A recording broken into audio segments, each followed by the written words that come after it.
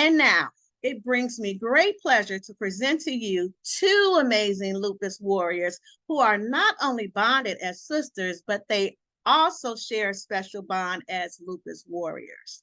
Our special guests today are dedicated and passionate about telling the world about this disease. They are transparent and about the highs and lows, how it has not only affected them as individuals, but by being a mother, an aunt, a sister, but also their family. It's been a long time since their diagnosis, and they are here to talk all about it. Without further ado, Gamma Pi Rho Lupus Sorority and Company, the Advocacy and Awareness Committee, presents to you today two strong sisters with lupus, Kasha, Deese, and Rachel, Alexis. Yay! Hello, hello. Welcome, welcome, welcome, ladies. It is such a pleasure to have you guys on today. Thank you for having us. Thank you. Thank you for having us, Chandra, and also to Nicole for also inviting us to be here. Yeah. Yes, yes. I would like to give a shout out to Sister Nicole, Soar Taylor Maid. She connected us, and now we are forever connected. And I do want to greatly appreciate her for putting this all together for us. Even though, unfortunately, she's not with us today, she does send her love to you all, and that we will, get together again real soon. Thank you.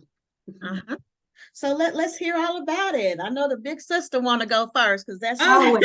That's usually how it goes. So yeah, it's usually how it goes. You're right.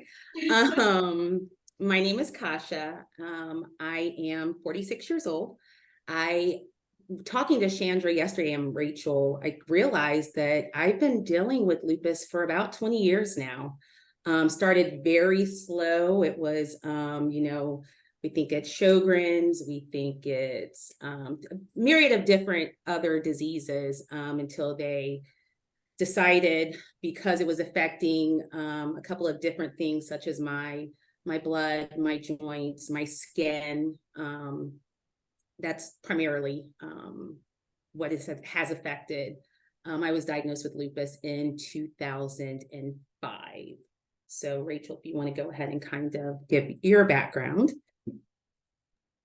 Yeah, so my name is Rachel Alexis. I am a mom of two. I have two daughters, and I also have a daughter in heaven.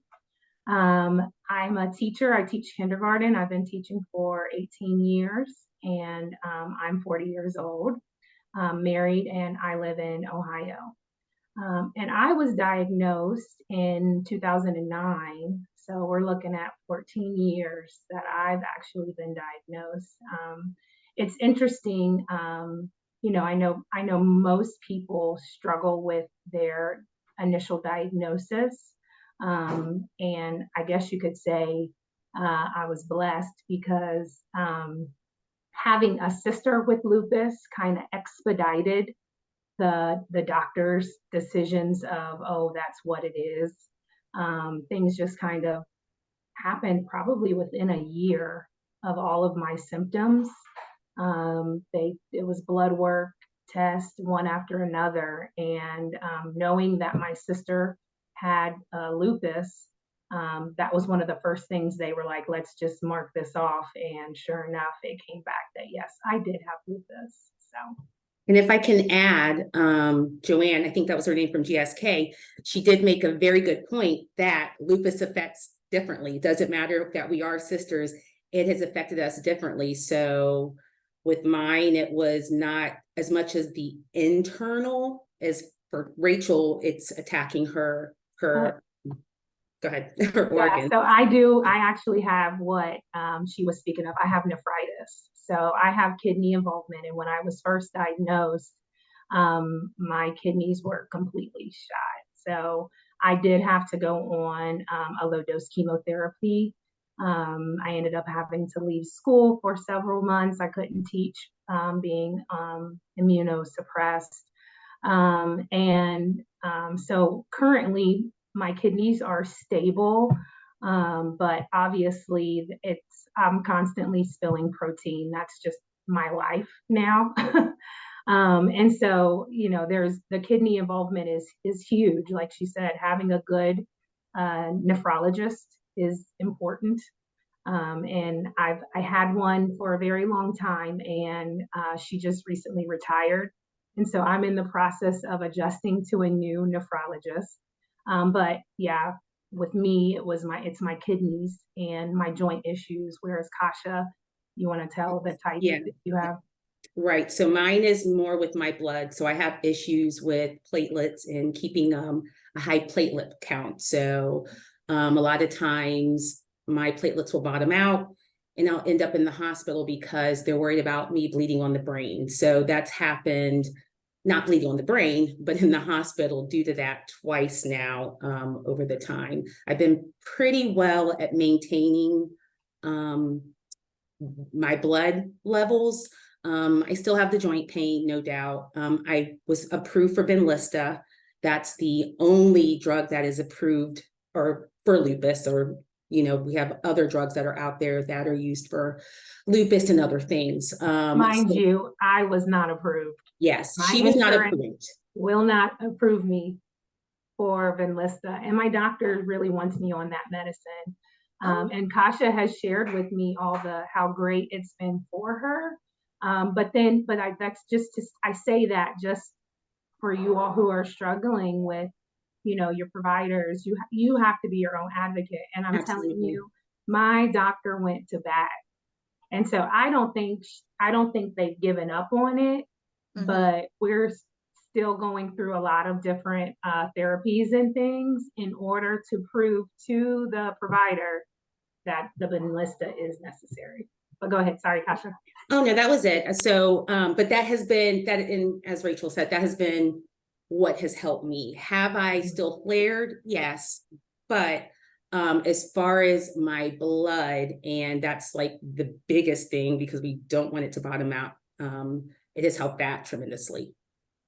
Now, Kasha, what other medicines are you on? I was going to go through my list of meds. Well, so it was funny. So I'm not on too many anymore because of the Benlysta, but I was looking through the list of medications, 1, 2, 3, 4, 5, 6 medications before they figured out Benlysta over the last 20 years for me.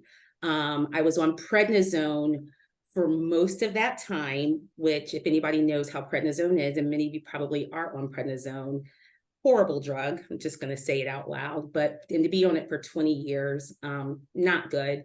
And at this point, my rheumatologist, even if my platelets bottom out, they're not putting on prednisone. Like my rheumatologist, my hematologist have said, no more prednisone. We got to figure out other things for her. So right now I'm just on Plaquenil and Benlysta, and that's it. What about you? So I am on prednisone, and I have been like you. I've been on the entire time, that and Plaquenil. But I am on the lowest dose of prednisone right now. So I'm on 5 milligrams. And my rheumatologist is slowly trying to wean me off of that as we speak, because he too agrees that, it's just been too long. I've been on it for too long. Right. Plaquenil, and then I'm on Imuran as well. Been there, done that. Yeah, I know. And I mean, I don't really have too many issues with the Imuran as far as side effects, but definitely want to kind of wean off of this prednisone. I think the Plaquenil is here to stay. We're going to be we'll be on that. Buddies. You're not coming off of that. I think that's pretty much that staple drug. For all and of us. So just making sure if you are on the Plaquenil, making sure you're getting your regular eye exams. Yeah. Because if you've been on as long as I have, it's like yearly to go and get your eyes checked, because it can affect that. And just again, and really quick, Rachel, and it's the visual field test. If any of you have not had that have lupus and then are on Plaquenil, your doctor should be making sure every 6 months to a year that you're getting that test, because Plaquenil can affect your vision. And it's basically like your peripheral. So they want to make sure that you can see everything around you. So continue. Yeah, and I didn't realize, I was never told the reasoning, you know what I mean? And I don't know, they just don't share that information. And I'm glad that I finally realized, like, why do I have to go get my eyes checked? And it's like, oh, okay, well, that is important. So I make sure I do that. But the prednisone, Imuran, Plaquenil, and then I'm on a few other things. I think Chandra had mentioned that there's just a gamut of things that can affect you when you have lupus. So I've got a lot going on. So as the nurse said, I've got a cardiologist because I've got some heart things going on. So I'm on a beta blocker as well.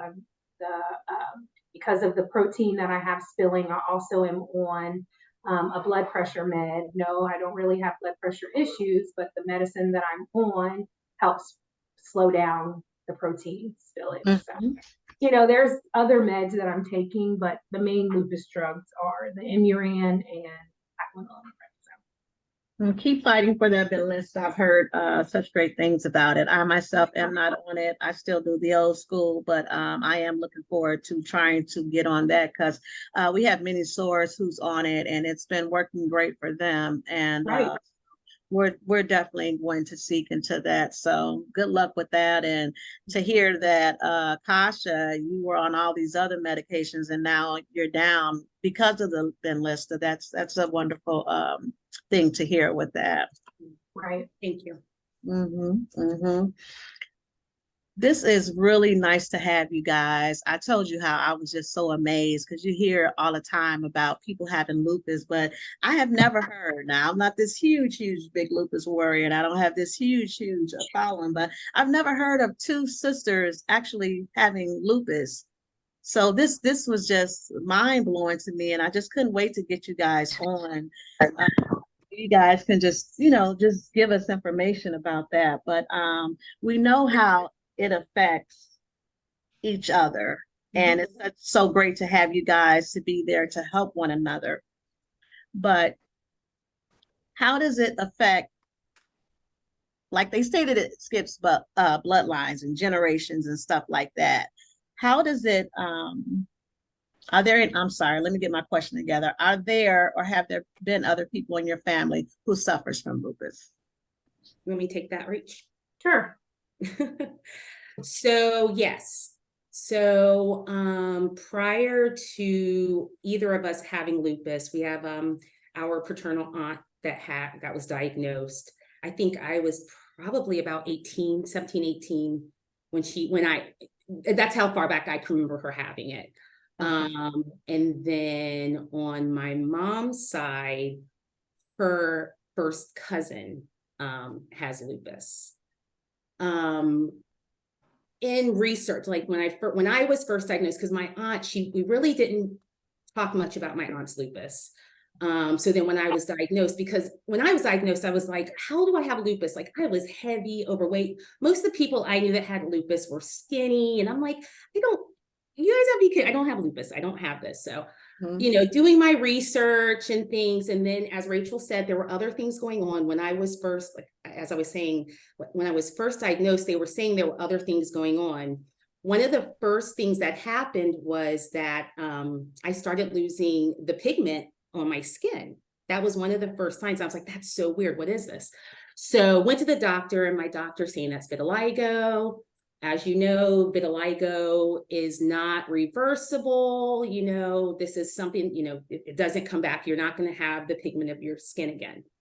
And so I remembered pictures of my great grandfather, his hands, in searching. I was like, oh my goodness, did he have an autoimmune disease? What they know back then, if he had autoimmune disease, one of those things. So I really think that it probably traced all the way back, that great grandpa probably didn't affect anything as far as the vitiligo, or, maybe he didn't have anything else going on. I don't know this, but I do know his hands look like mine. However, with lupus, as they call it, the great mimicker of other diseases, I got my first big blast of prednisone when I was first going through the diagnosis, and I regained the color of my skin. So I guess I don't have vitiligo, But I'm pretty sure it's what my grandfather, because it looked a lot like, and I even pull up pictures and I look at his hands, and I've shared it with aunts and things. So Yeah, that's the thing. They'll say that you really don't know it because years and years ago they never really spoke about it. Like I had a cousin who had it, but it was so hush hush, like don't say anything. And until I actually was diagnosed and I started speaking about it and it started being something that the family knew, it was like, oh yeah, that your cousin had that, but it wasn't really spoke about. I mean, of course, everyone speaks more about it now because there's so much more information, but I believe that more people may had it and they just didn't know because of the diagnosis. And Rachel, I'm so grateful that you were able to get diagnosed so soon because some people go years and years and years trying to get diagnosed because they could say, you know, it could be something else, you know. Yeah, absolutely, absolutely. And it's funny because what I feel like I'm in the reverse. I was first diagnosed with the lupus, and then came Lupus. I'm sorry. right. So One I of was our in founders later calls it that. She always Sjogren's. says Yeah, the I lupus. ended up getting diagnosed with Sjogren's syndrome, and just recently I ended up having to have a parathyroid surgery. So I've got thyroid, had thyroid issues as well. So it's like everything happened after. And really the lupus just is that overriding. So all the other things kind of go fall by the wayside. But my initial was definitely the first was lupus, and then it was nephritis. So It's such a huge umbrella having all those other autoimmune diseases that, you know, they can say you have fibromyalgia or even Sjogren's, and it just depends when you go get the lab work. It may not show lupus, but it's like, oh, it's there. It just hasn't become so pronounced that they see it on, or you assume that that's what it is because you're familiar with it. And yeah, and it that was actually Kasha who noticed my symptoms. Kasha and my mom were the first ones who noticed something was off and encouraged me to see a hematologist and to start getting some blood work. So she knew, you I know, and knew she she was may not not have had right. it long, very long at that point. Yeah. But she knew right off. And her symptoms, they didn't match mine, like nothing that she did. But my sister was lethargic. I understood she was a first year. I think it was your first year teaching or your second year. First few year. Yeah. Yeah. So, I mean, I understood that you'd be tired, but she would literally, and we were living together. She would come home and just like I'd come home from work and be irritated with her, like, girl, don't you know I got lupus? But and come home and she'd be laying around. I'm like, what's going on? So I'm like, you got to get checked. And then your feet were swollen. I was like, yeah, something's not right. So that's so good that she had you guys as an advocate because so many people have been going back and forth trying to get this diagnosis. And no matter what you tell these doctors, it's like I don't know. It's like everything is there, but then it's like, well, no, if we put her on this medication, then she'll have to be on this medication for forever. So we don't want to say it's this. It's like, but everything is right there. But that's a whole nother conversation. I'm getting into some personal stuff with me and my daughter. But anywho, so let's see. So my next question is, let's see, lupus affects our daily lives because we must figure out what our new normal looks like and how we can manage it. We talk about how it affects our lives, but it also changes the entire family dynamic in a sense. So how has it affected your family? I know you said you were married and you have children, and then both of you having the same mother who has two children that has lupus. So that's got to be a lot. So you want to talk about that? Yeah, I will. I'll go. I'm gonna just be real with y'all. I'm Please do. tired. Please do. Please Tired, do. tired. Kasha mentioned that I'm here in Florida right now. I said I'm from Ohio, but I am actually right now at my parents' house. I have an amazing husband who is willing to, once the school year ends, send me here to my parents to kind of unwind, relax, and enjoy my mom and dad taking care of me and my girls. Because the school year is exhausting. It is. I am literally just pushing through every day. I love my job. I absolutely love. I am passionate about my kindergartners, and anyone who knows me knows that this is not a job, it is a calling. I am doing hard work in my classroom, and every day is a blessing in my classroom to me. And so when I was first diagnosed and they told me that it was the first day of school actually when the doctor found out that my kidneys were failing.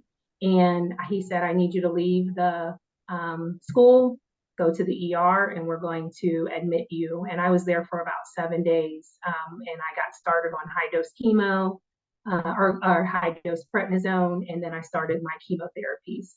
And it killed me because I had to be out of work for 4 months. And I was devastated.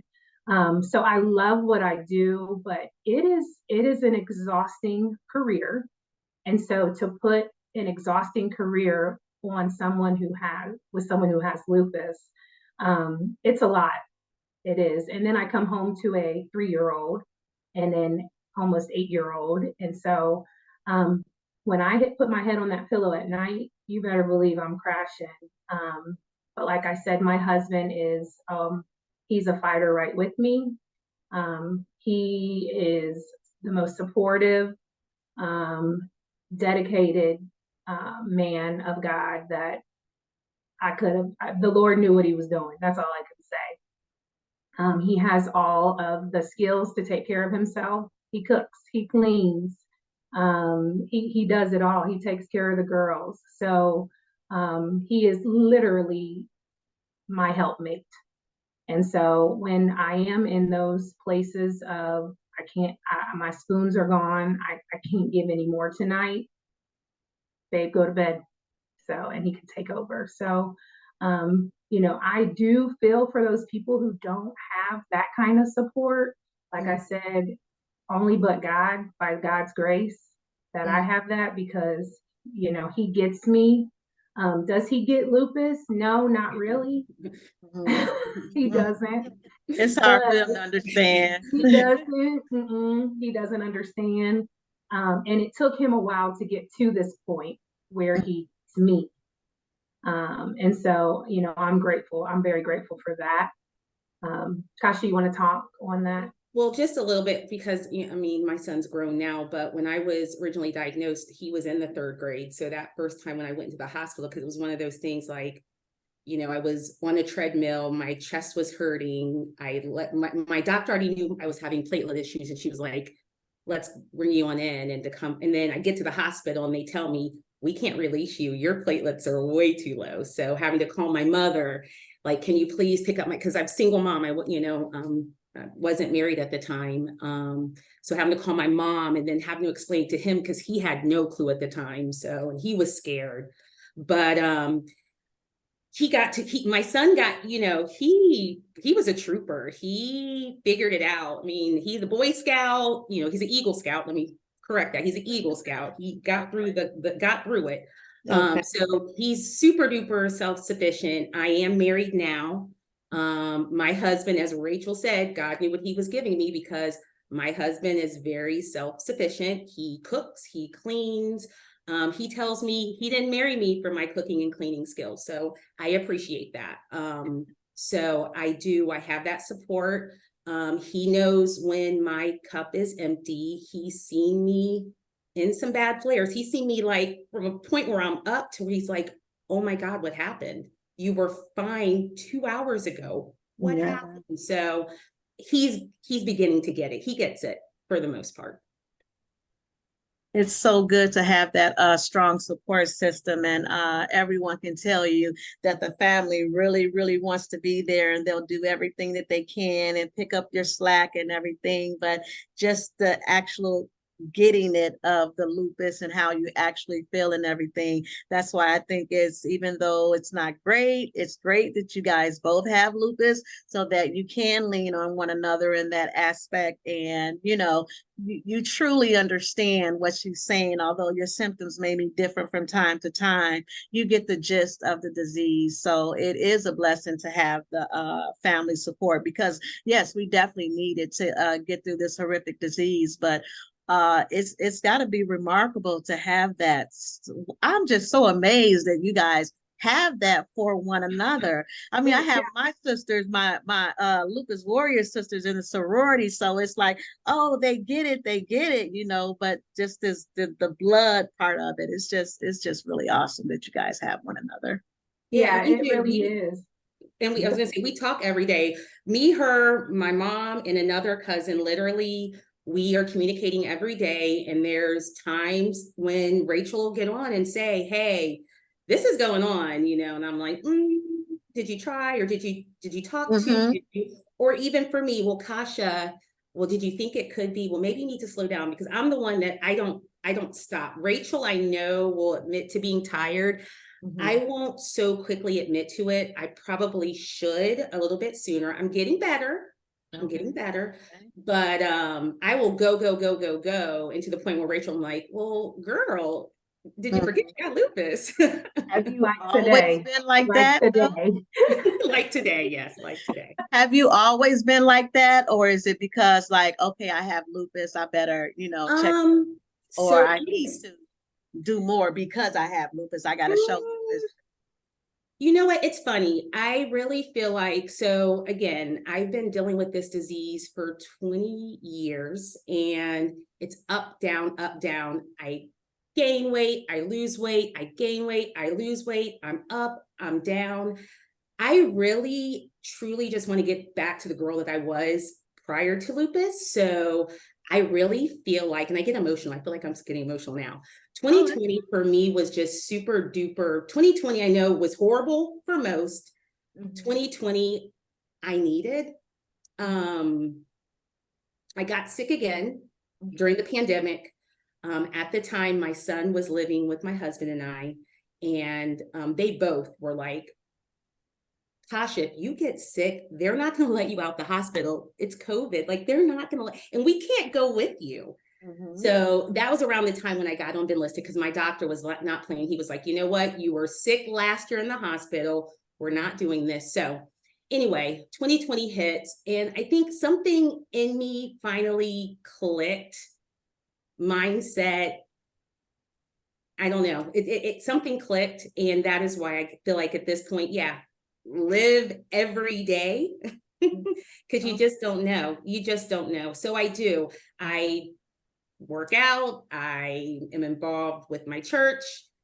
I work full time. You know, I have friends. I am enjoying life, and I refuse to not enjoy my life.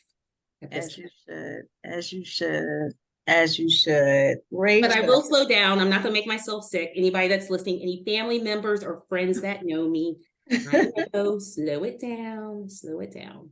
Well, we always listen to our we don't always listen to our mind, because our mind be like, you know, oh, you got it, and our body is like, you do not have it. Girl. Right. And we switch it up, because we be like, oh, I could just do this one more thing because we have this, oh, I can do it. But our body is genuinely just saying, no, you better slow down before I put you in a hospital. But that lupus warrior in us is like, oh no, I can just do this one more thing, this one more thing. So it's definitely you gotta focus. It's a struggle. It's a struggle. It's a struggle sometimes. It's a struggle with your mind and your body, point blank. For sure. Rachel, you mentioned that your kidneys were affected, and I'm sorry to hear that, because I know that a lot of people who suffer from lupus end up having lupus nephritis. Yeah. How long have you been suffering with lupus nephritis, you said? Actually, that was the initial diagnosis. Right. When they did the blood work, Kasha mentioned the swelling that I had when we were first trying to figure out. So the initial blood work involved urine tests. And after a few urine tests came back, they wanted to do biopsy, kidney biopsy. So I've had several kidney biopsies, and Painful. yeah.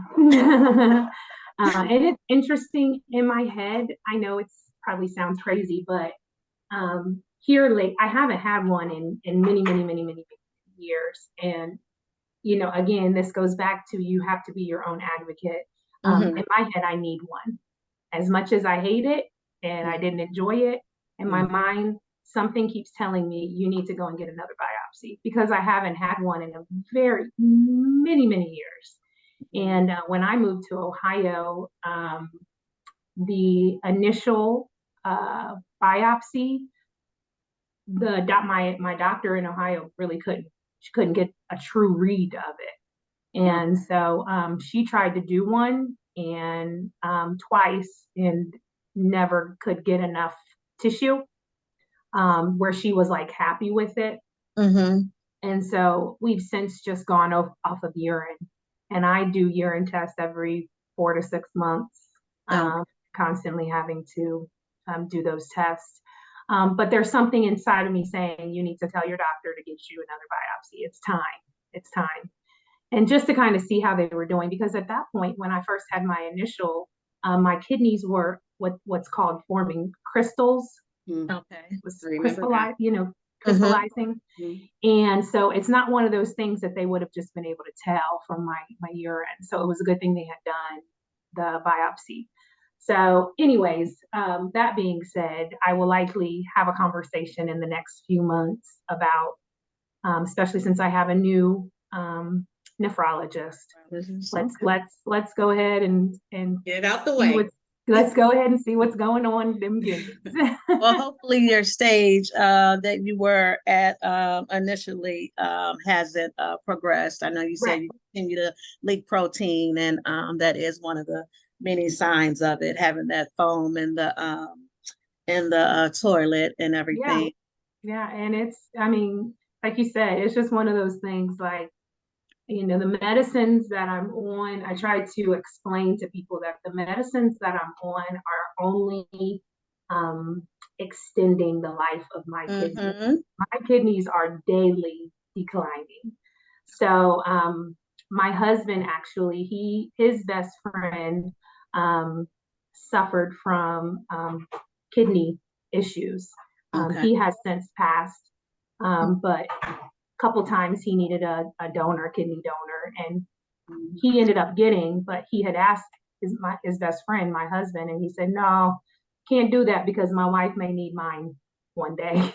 So he's like, I can't even give you that. I can't even go and test because she may need it. So it's one of those where I know that at some point it'll either be dialysis or a transplant. But right now we good. We're good, and we're gonna keep living like we good. No, that's right. I know that's right. I myself have third stage renal failure, and it'll fluctuate to that. Oh, you're about to hit that fourth stage, you know, just a little, you know, pain here or there or whatever, but prayerfully it's still third stage. And I used to be so very fearful, like, oh Lord, you know, I can take this lupus, I can take losing my hair and all this stuff, but please don't put me on dialysis. I do not want to lose my kidneys. But since being in the sorority, I have met so many lupus warriors who do this fight every day, and they dialysis, and they're out there looking for a kidney. And I know it's got to be, you know, hard, but they show face, and it just shows you that we are so unstoppable, and we can do anything. And we'll have that moment where we're down, but you know, take that moment and listen to your body, but you're going back up because we are totally unstoppable. But it was such a pleasure to have you ladies on today. I want to see if there's any questions. Let me go through the chat real quick. Let's see, from what I could see. Nicole says, hey ladies. And unfortunately she is in the hospital. I didn't want to speak about it, but she has mentioned that she is in the hospital, but she says she's doing okay. So love you, Nicole. Many prayers to Nicole. And they say, yes, it definitely is good to have a support system. We need that. We cannot get through lupus without having that. Let's see. Love my warrior cousin, Stacy M, is on the line. Thank you, Stacy. Love you, cuz. For joining us. And Dion says, that's me all the time. Esther said, it's forgiving yourself for what you cannot do because of lupus is what I struggle with. Telling myself it's okay to slow down is what I deal with. So I get you, Kasha. Yes, Esther, I know you do, honey. And you've got those little ones. You got a She little has one little too. ones So too, yeah. it's kind of just, you just have to. You just have to. Yeah. I remember being so out of it and just feeling like I couldn't do any more, and just like I had no spoons left. And then I could hear my daughter say, hey, Mom, like she needed me for something. And it was like I would get 10 extra spoons just because I knew I wanted to be there or needed to be there for her. So, yeah. Let's see. Dorana says, thank you for sharing your journey with us. Love you, cousin. Love you, cousin. Oh, we got fans on here. We have some family on here, friends from church. Yeah. We see you guys. Thank you for your support. We love you guys. For sure, for sure. And Dion says again, thank you guys for sharing your story and experiences with us. Before you leave today, which we did already, but I wanted to send a special shout out to Sister Nicole, Sora Taylor Made, for connecting us and making it all happen today. So as well as our precious little angel named Evelyn, who is watching up from heaven today. So sending prayers to you both, and I commend you for speaking about that with me personally. So thank you. Thank you. Yes, we also want to thank you so much for gracing us with your presence today and the inspiring words of your journey with lupus. Where can we find you on? Oh, you know what? I meant to ask. You mentioned working with Biogen. Oh, yeah. So speak about that before we go. We got time. Yeah, real quick. So, through my experience with the nephritis, I spoke with doctors, and I find it, for me, I know it's not for everybody, but for me, I find it important that, especially us as African American women with lupus, it's important for us to participate in these lupus trials. We are the biggest percentage population of people with lupus. And if we are not participating in those trials, then who's to say that we're ever going to find a cure? And so I was actually approached by Biogen, and they did kind of a promo with myself, my sister, my mom, and just kind of used my story as a platform to encourage other women, other African Americans to participate in research studies. And honestly, if any of you go to your doctors and mention, hey, I'm interested in doing some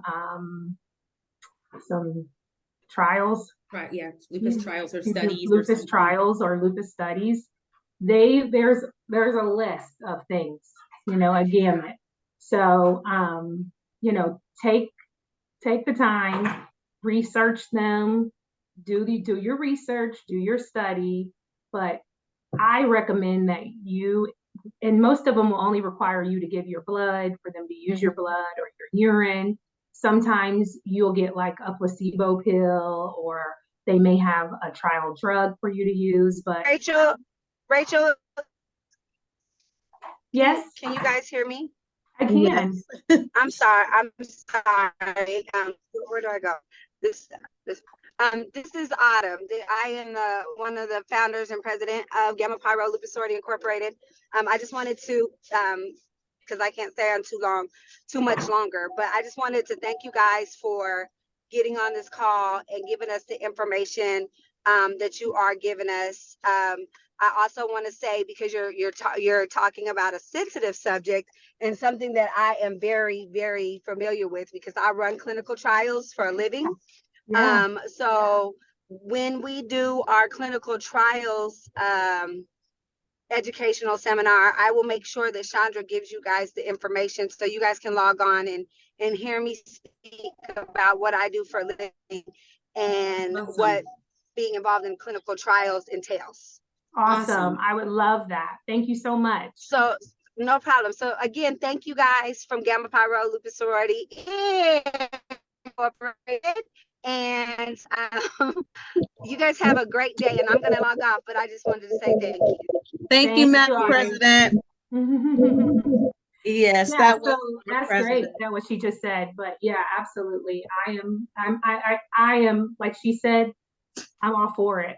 You know, I feel Okay. like without us, they're not there.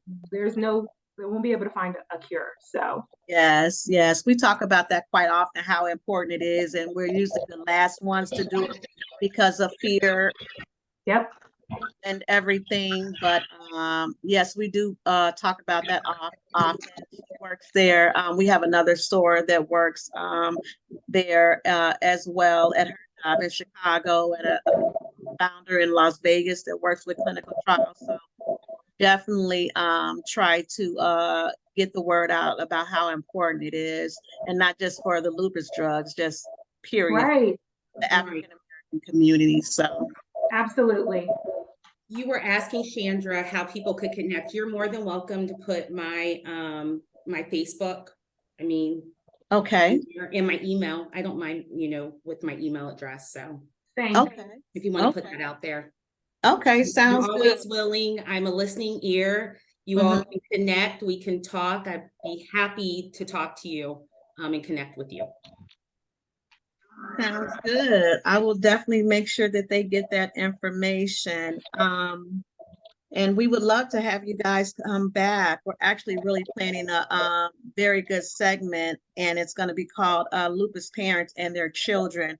We're trying to put that get together now, and it'll be lupus parents and their children who have yet been diagnosed with lupus or have been diagnosed with an autoimmune disease. So we definitely want to welcome you back to that. And anytime you guys want to join us for our great guest speakers that we have, we do this every month as well. Okay, can everyone take a moment and look at the screen? I would love to take a photo so that we can share. Let's see. Let me mute. We see you guys' faces. Show your We want to faces. see your faces. We want to see your Hi, Mom. Dion. All right, we're gonna take one on a count of 3. 1, 2, 3. Hi, Wendy. Hi, Dorina. Hi, Esther. Okay, and Beautiful. on the Guys, count of beautiful. 3. 1, 2, 3. All right, thank you so much. So I know we've been Guys. long, but I'm going to wrap this up. But again, I want to thank you guys so much. And for those that do not know, we are Gamma Pi Rho Lupus Sorority Incorporated, and we are a group of like-minded women who all suffer from lupus amongst other illnesses. We have come together to advocate and raise awareness for this terrible disease so that more people can know lupus, to say no to lupus. Yes. You can find us on our homepage at GPRSororityInc.org, on all our social media platforms, to see all the fascinating happenings that we do from month to month. If you know anyone with lupus or have a family member or friend who has lost someone to lupus, get in touch with us for membership or just a friend to talk to help you manage your new way of life. There are no summer classes to join the sorority, but we will be accepting applications for our upcoming fall 2023 class. So join our sorority Facebook page so you can find out all the updates. We also have our auxiliaries, SEAL and DIMES team. The SEALs will help educate, advocate, and support those with lupus and their families of someone who has already gained their wings. The DIMES are for young ladies 9 to 17 who have been diagnosed. Through mentorship, they will be educated on how to maneuver through it all. So there really is something for everyone at Gamma Pi Rho. In closing, we are all here for one common goal, and that's to get to know lupus, to say no lupus. So thank you from the entire sorority today. We want to thank you for coming on today and bringing your guests. And it was really a pleasure to speak with you all. And we are forever connected because we are Lupus Warriors. Thank you so much for having us. Thank Thank you you. guys for joining us. Absolutely. Love you. Love you guys. Bye. Have a phenomenal Saturday, right? Bye, everyone. And thank you, Source, for logging on. I know we had a very long day today, but we appreciate you guys so much. Bye. Love y'all, Rachel and Kasha. Bye, Esther. Bye, Tony. Bye, Dorana. Bye, Charmaine. Bye, Tony.